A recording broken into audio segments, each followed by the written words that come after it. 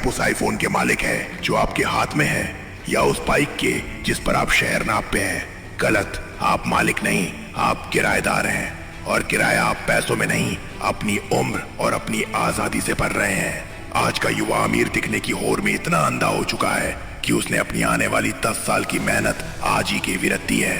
इसे इकोनॉमिक्स की भाषा में BNPL कहते हैं, लेकिन मेरी भाषा में ये धीमा जहर है। आज बात होगी द फेक मिडिल क्लास की।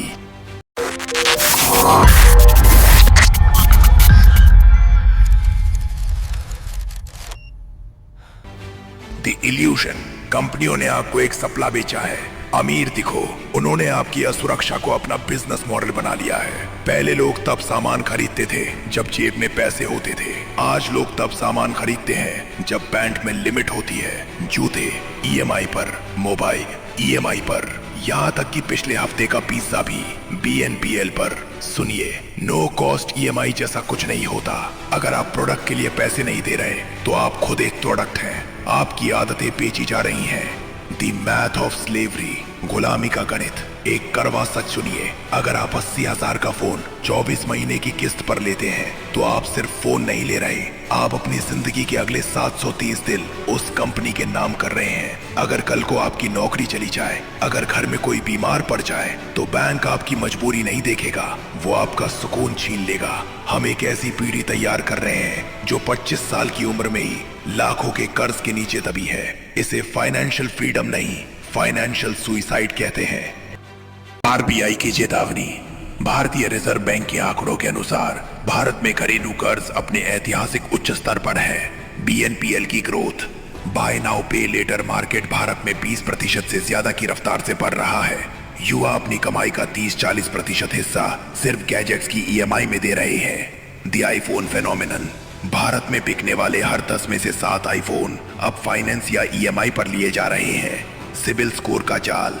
छोटे छोटे लोन्स जैसे जूतों या कपड़ों के लिए BNPL की वजह से युवाओं का सिबिल स्कोर कम हो रहा है, जिससे उन्हें भविष्य में घर या शिक्षा के लिए जरूरी लोन नहीं मिल पाता। The social impact. देश और समाज का नुकसान।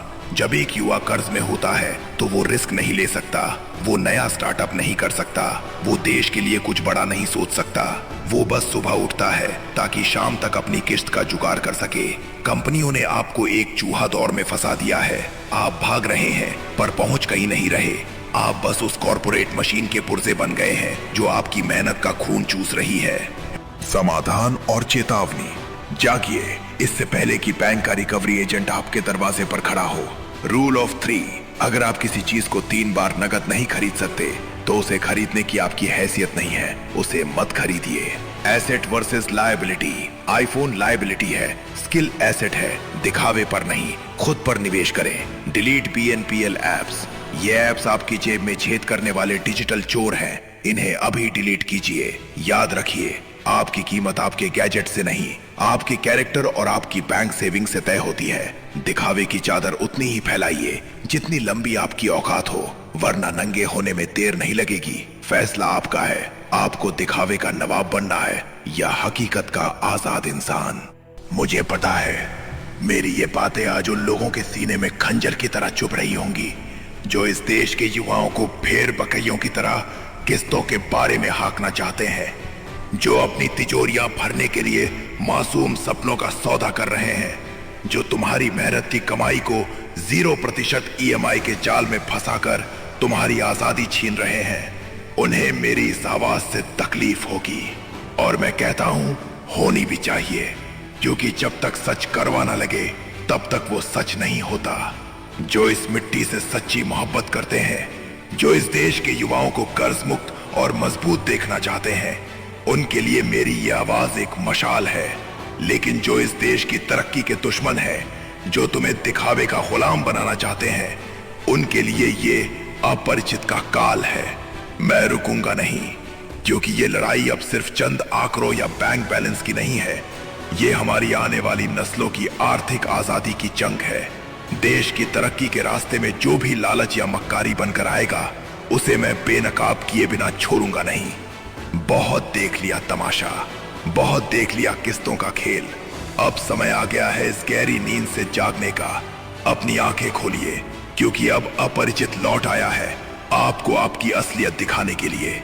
फैसला आपका है, इन किस्तों की बेरियों में जकड़कर गुलाम बनकर मरना है या अपनी चादर के अंदर रहकर एक आजाद इंसान की तरह जीना है। सोचिएगा जरूर, क्योंकि अगली किस्त आपकी जान भी ले सकती है। जय हिंद। सब्सक्राइब करें अपरिचित रिटर्न।